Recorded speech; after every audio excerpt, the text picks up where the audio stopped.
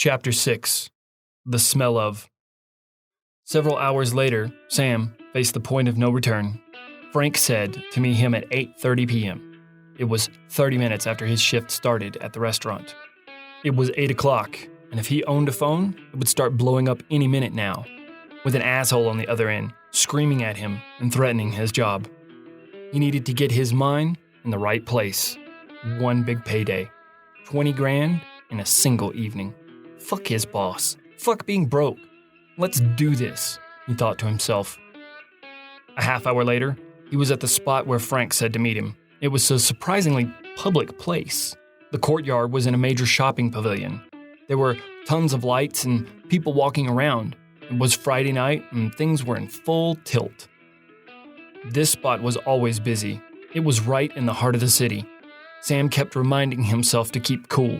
He was constantly looking over his shoulder at the two cops hired as security at the Courtyard. They were unaware of why he was here. He was also overly concerned about seeing a fellow co-worker. He felt as though he were going to get into some serious trouble for ditching work. Then he realized that anyone that could recognize him was at work, probably trying to cover him for not being there.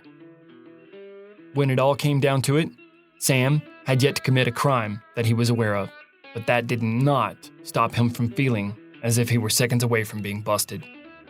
Only a few minutes had passed before Frank showed up.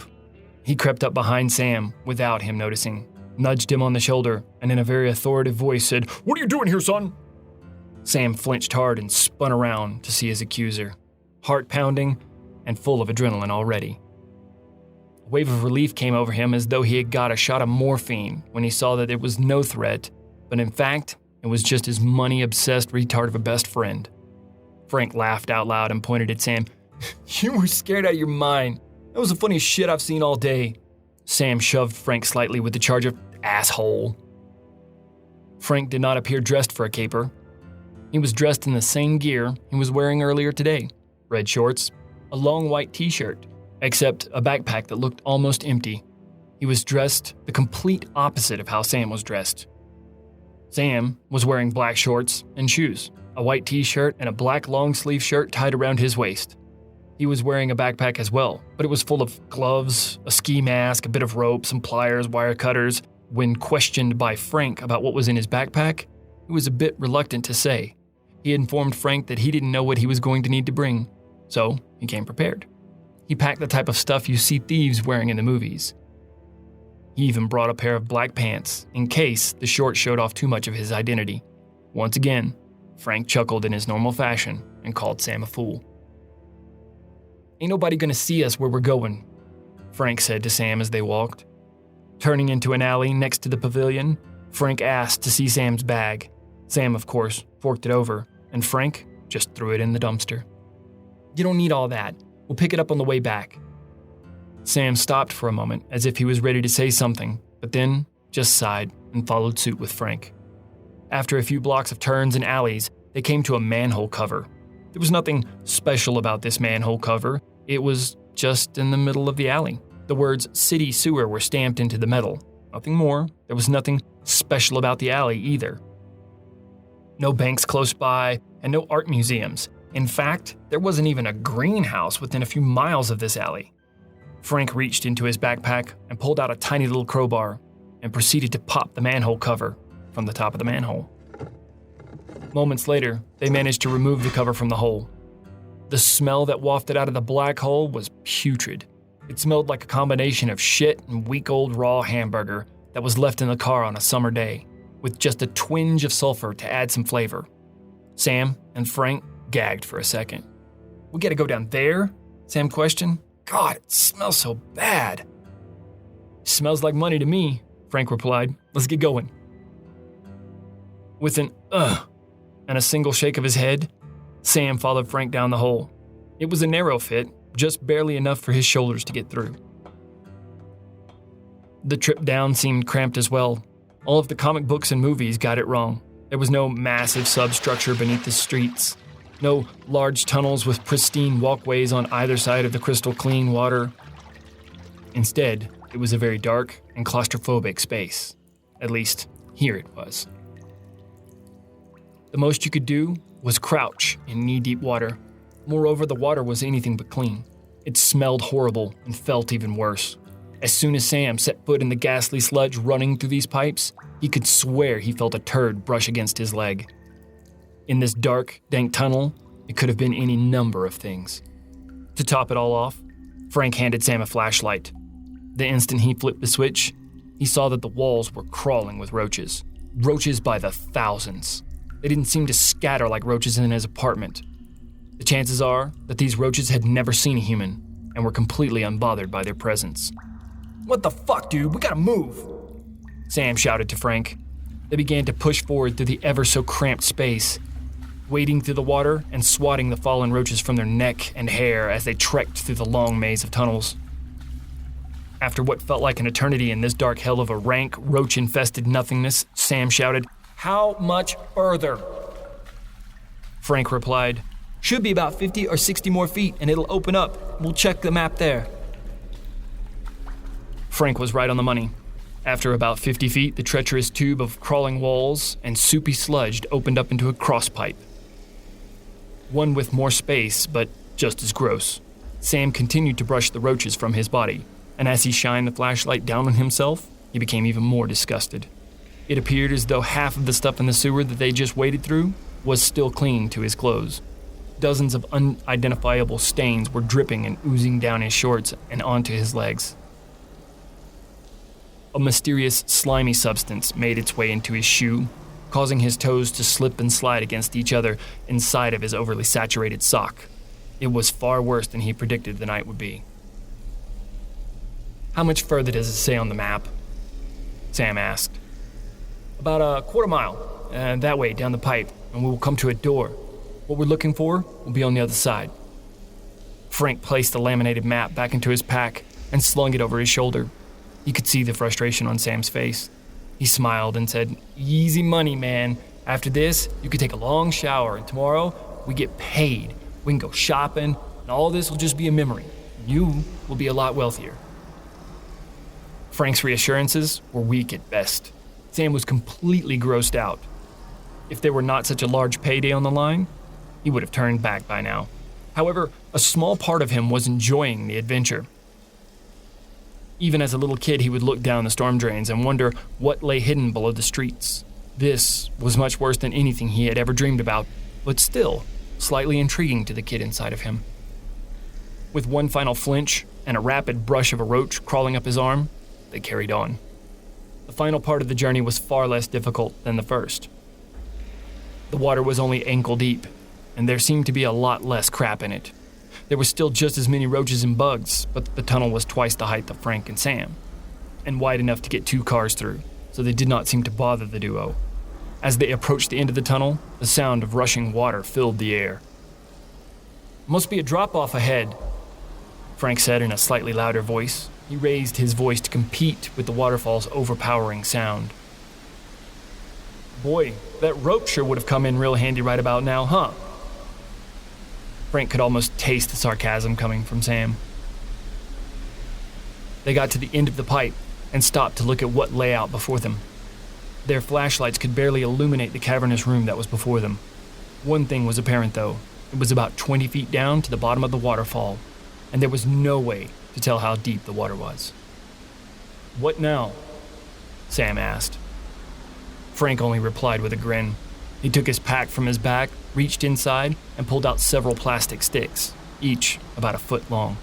He handed his pack to Sam and said, "Hold this." He cracked and shook each one of the sticks one by one, and they began to glow in a range of colors. Some were blue, some were yellow, and others were green. He drew back and tossed them out into the huge cavernous space, all but one. It was only a few seconds before the light revealed a large part of the room before them. It was a truly massive space. From what they could see, it was the size of a football stadium. The water seemed to cover most of it, but on the opposite side, there was a large set of boulders sitting on top of the space not submerged by the water. Each boulder was as big as a car, or bigger. The room was completely out of place. Rooms this size don't belong in the sewer. Frank grabbed one of the pipes that were running along the wall, and he leaned out over the waterfall. He dropped his remaining glow stick over the edge so that it fell into the pool of water below. It sunk further and further and almost went out of sight. Only a small glow remained by the time it settled at the bottom of the pool. "Looks deep enough for me," Frank said as he looked back at Sam. With a shit-eating grin Frank was so famous for, he let go of the pipe that was supporting his weight and leaped from the edge of the waterfall. On the way down, he shouted, "Hope you can swim!" And then he plunged into the pool, head first. Sam held his breath, anxiously awaiting for him to resurface. It only took about 5 seconds for him to come up for air. Those 5 seconds might as well have been 5 minutes in Sam's book. "Come on, it's plenty deep. You'll be okay." Sam could barely hear Frank over the rushing waterfall and the crash of the water hitting the pool. Suddenly, he realized he was in the same position as earlier today on that roof. Here was this massive jump sitting before him. He was too far in to back out, and now his pride was on the line, not to mention a massive payday. His best friend had already taken the plunge, and now it was his turn. "I can't bitch out on this one," he told himself. He quit his job for this adventure, committing himself to crawling through the muck and bug-infested pipes. He even sacrificed his morals. What was a little jump? He backed up about 10 feet, slung Frank's bag on his back, and assumed the runner's stance. "Shit! Shit! Shit!" He screamed as he bolted out in a dead sprint for the edge of the tunnel, and jumped out into almost pure darkness. The glow sticks offered little illumination from this height. He couldn't tell how long it would take for him to hit the water, or how deep it was. What if he hit a hidden pipe, or something that Frank missed? Oh well, too late to worry about that now. Funny thing about flying through the dark, you're always hit right after you think you should. With a thunderous splash, Sam crashed into the pool below. Nose pinched and feet pointed. He shot under the water, and something strange happened. Time rather slowed down a bit. At least it did for Sam. He felt a strange warmth and calmness flow over his body. It was as if he was supposed to be there. He was not afraid of what might be under the water or what would happen next. He just calmed down. Amid the calmness, he heard a voice from deep inside. It was his voice, but it wasn't him talking. The voice said, "It's okay. Just let it happen. It will all be okay. You are here for a reason." Even the voice was soothing. There was absolutely no reason to doubt the voice in his head. The voice was offering words of encouragement. He had never felt so confident about his current situation. He wasn't worried about the sludge that was covering him or the bugs that were still crawling around in his shirt. His heart was racing, but not from fear. He was confident and peaceful. This was the best he had felt in years. As he calmly came up and broke the surface of the water, he took in a deep breath and wiped the water from his eyes and looked around the dimly lit room. He surveyed across the top of the water looking for Frank, but Frank was nowhere to be found. Suddenly, he noticed the glow stick that was at the bottom of the pool was growing brighter and closer. Seconds later, Frank surfaced with the glow stick in his hand and said, "Couldn't leave this behind." In his newly calmed state, Sam said, "Thanks, man. That was epic. I needed that." "Of course, man. I needed a homie with me on this," Frank said in the most macho way possible, considering that the two were treading water in a sewer while sharing a bro moment. As many men trying to be macho do, he followed up with, "Now, stop being such a fag and let's get out of this nasty water." The pair swam across the massive room to the only spot that did not have water. It was a small landing, about the size of a city intersection. There was very little detail. The walls seemed to be formed concrete, with very little texture to them at all. On the far side of this landing was the pile of boulders that they had seen from earlier. Now they could get a better sense of the layout. The boulders were randomly stacked on either side of a massive door. At least, they assumed it was a door. It was about 20 feet high and split from top to bottom, right down the center. A giant slab of concrete crossed the door horizontally. The entire structure was concrete, but it did not look like the formed concrete from the surrounding walls. This concrete appeared to be much older. It was gritty and dark. There was a moldy, mossy substance growing out of the center of the crack between the two doors. Scrolled across the barricade were symbols that Sam and Frank could not identify. They looked like runes, but neither of them knew what runes looked like exactly, so it was just shy of an educated guess. Frank raised his glow stick above his head to get a better look. "Yo, what do you think that shit says?" he asked. Just a guess. Stay the fuck out," Sam answered in a very monotone manner that could have been witty if he were not serious about what he had just said. He then asked, "Is this the door you were talking about?" "Yep, I don't see any other doors, do you?" Frank replied. "What about that one?" Sam pointed to a barely visible door stashed away behind the boulders. It was a small black door with no handle, only hinges. There was no way of telling what was on the other side of that door. Light did not even shine out from underneath it. Frank walked over to the door with a glow stick in hand. He surveyed it for only a moment, and then turned and walked back to the massively ominous door made of concrete. "Nope, boss said the big door." "Did he mention how we get in this big-ass door?" Sam questioned. "Yep, let me see that backpack." Frank grabbed the bag from Sam's hand and started rummaging through it. Sam turned and stepped a few feet away while pulling a pack of thoroughly drenched cigarettes from his shorts pocket. Not even one survived. Still, he pulled one out and then started trying to get his lighter to work. It took some blowing and a few quick strikes, but he finally got it going. He had become so relaxed at this point that there was no stress about his cigarette being wet. He simply lit the lighter and started rotating the smoke over it to dry it out. A couple of minutes passed, and he felt confident that it would light. Sam placed the butt between his lips and set fire to the tip. It was a pathetic struggle, but the fire-dried cigarette took a spark and rushed the nicotine fix to his lungs. It tasted like complete shit, but it did the trick. Sam noticed that Frank was humming a tune in the background. It was more like a failed attempt at beatboxing the Mission Impossible theme. Considering the situation, it seemed appropriate.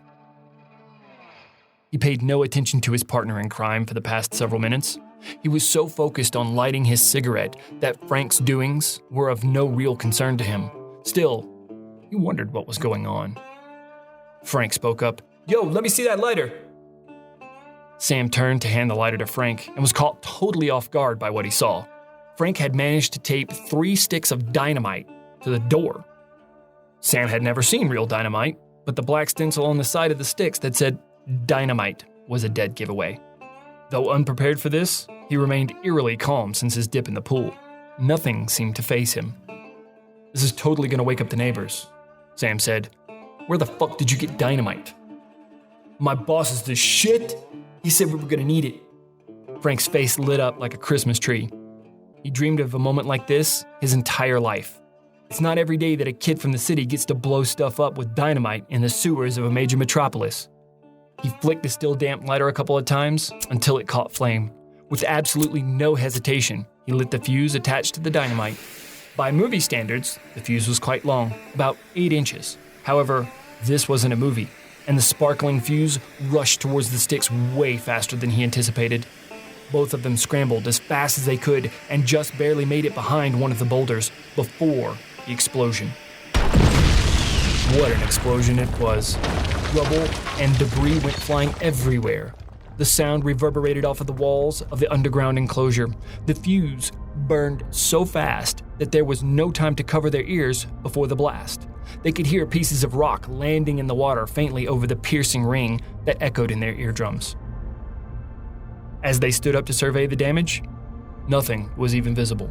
The smoke that filled the air was thick, and the glow from Frank's sticks didn't offer adequate light to pierce through it. Sam waved his hand in front of his face and coughed slightly. He looked down and saw his cigarette still lit on the ground. Dope, he said as he reached over and picked it up and took a draw. Frank wasted no time. He darted around the protection of the boulder back towards the door, eager to see the fruits of his explosive labor. Upon reaching the door, nothing but disappointment came from his lips. Man, damn. This should have made a way bigger hole than this. The dynamite managed to blow a small wedge shape out of the door. It was about 3 feet high, and the base of the wedge was about 2.5 feet across. Sam placed his hand on the door. As he leaned into the newly formed hole just a bit, he said, "Well, at least we can get in." Without hesitation, he crouched down and wormed his way through the small space. The door must have been at least 2 feet thick and was completely solid. The hole blown in it was slightly smaller on the other side. Once he crawled through, Sam stood up into the vastly dark room. He could smell the burnt gunpowder and dust from the concrete. At first, the odors seemed to overpower his nose. As he walked further into the black, he could smell fresh air, like he was in a forest. There was a musk to it, a completely different smell than the sewer he was just standing in. The air was about 10 degrees cooler and not as humid. Frank made his way into the room with a glow stick in his hand and brought with him light. The room was a giant dome. The walls appeared to be made of solid rock, not jagged or rough, but rather polished. In fact, it was as smooth as glass. The roof was about 50 feet high at its apex.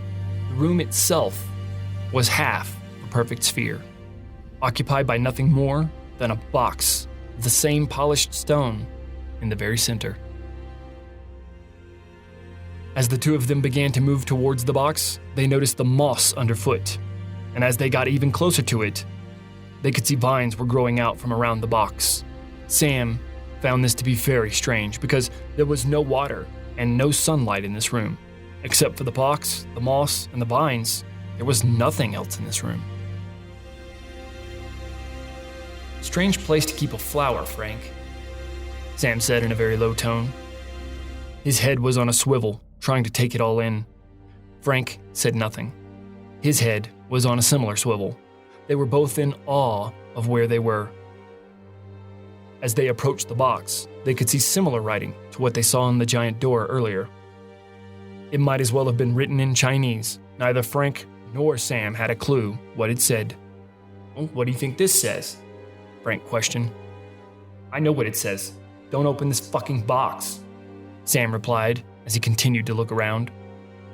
The one thing Frank could identify was a handprint on the box's lid. He pulled the glow stick ever so close to it. The handprint appeared to be remarkably detailed, as if someone spent a great deal of time carving each line of his or her hand into the well-polished rock lid. The handprint was devoid of any dust or dirt, and there were no markings except a single black dot in the center of the palm. Frank placed his hand in the impression, but it was a poor fit. His hand was just a bit too large, and his fingers were too long. There was a very bizarre sensation to it. With the room being so cool, Frank expected the stone to feel the same, yet it was strangely warm. It felt like touching another person's hand. It was creepy, to say the least. "What the? Hey man, come check this out," he called out. Sam walked over to the box and stood beside Frank. "Look at that detail. It's amazing," Sam said as he leaned in to get a better look. "It feels so freaky, man. Put your hand here. It's warm," Frank said. Sam placed his hand into the print, and surprisingly, it felt like his own. Everything lined up perfectly. Every line, every crease, and fold were an exact match. Strangely, it was a complete match to his handprint. "Weird," he said in a calm voice. He could feel the warmth that Frank was talking about. There was a slight tingle, similar to the feel of tiger balm, but just a bit more intense. Then, the print began to glow beneath his hand. He quickly snatched his hand away from it. They felt almost blinded by the bright white-hot light that was coming from the handprint. They both put their hands in front of their eyes, trying to shield themselves from the shocking white light. And as quickly as it began, it ended. "What the fuck did you do, Sam?" Wiping his eyes as though he just stepped out of the dark into the sunlight, Frank staggered a bit. "I can't see shit." The box began to make a grinding noise. Sam managed to get just enough of his sight back to see that the lid was sliding off of the top of the box. Completely bewildered, he continued to wipe his eyes just a bit, hoping to clear up his vision and get readjusted to the dark. As the box opened further and further, he noticed a slight glow coming from inside.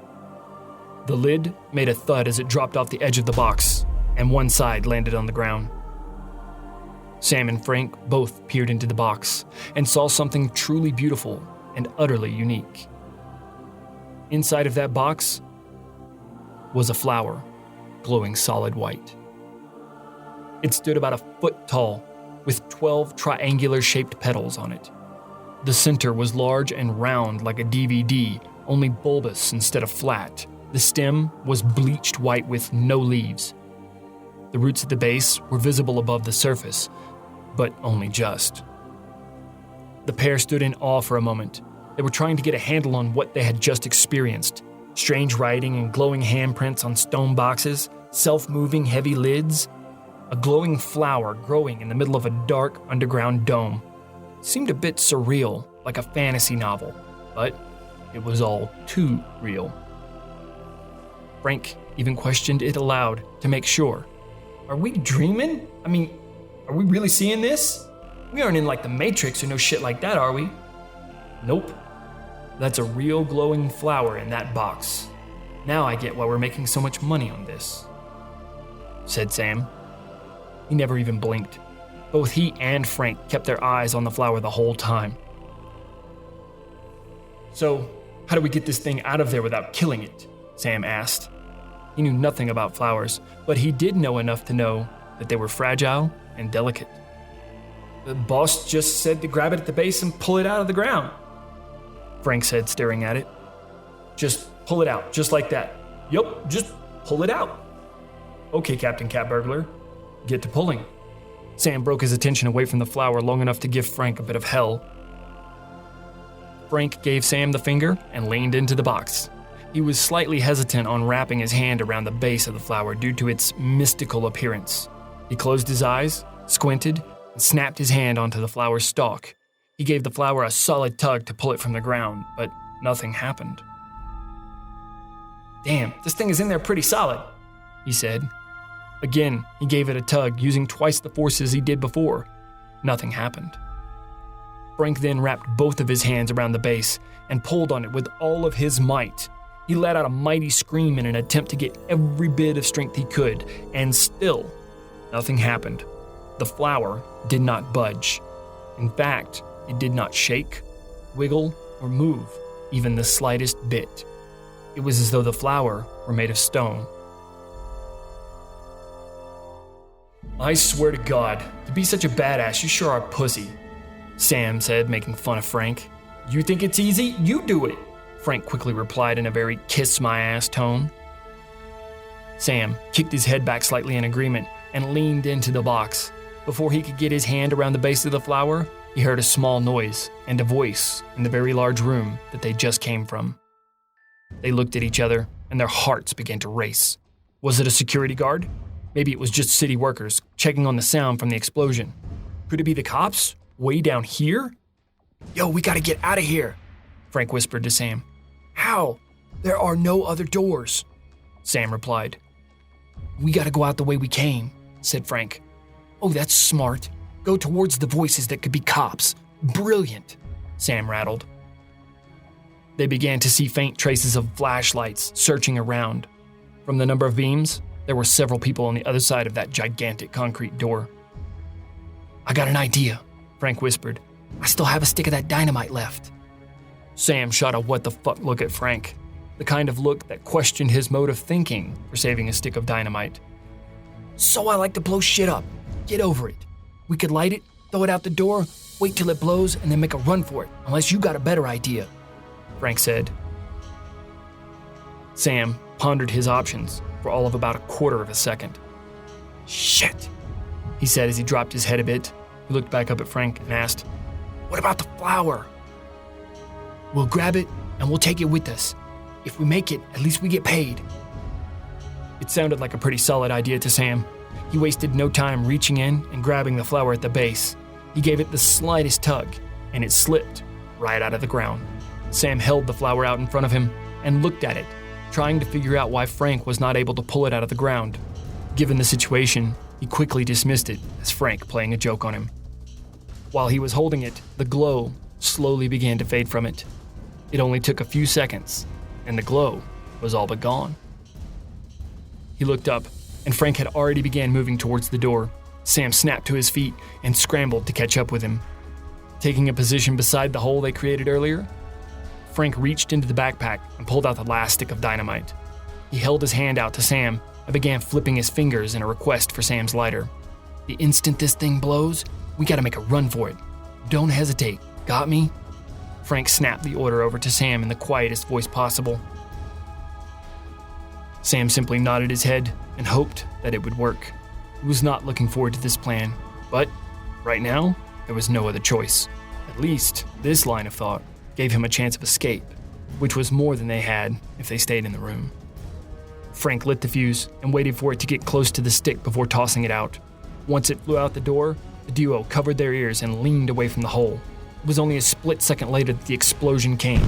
Sam and Frank scrambled out the door, fully expecting everyone out there to be disoriented. However, it was quite the opposite. Where they expected 4 or 5 people, there were 30 heavily armed soldiers in full tactical gear. They anticipated the dynamite would at least create a distraction. The soldiers were well protected behind the safety of a wall of riot shields. They stopped dead in their tracks. Frank dropped his bag and raised his hands to the sky. Sam attempted to drop the flower, but he could not get his hands to let go of it. He raised his hands and said to Frank, "We are so fucked."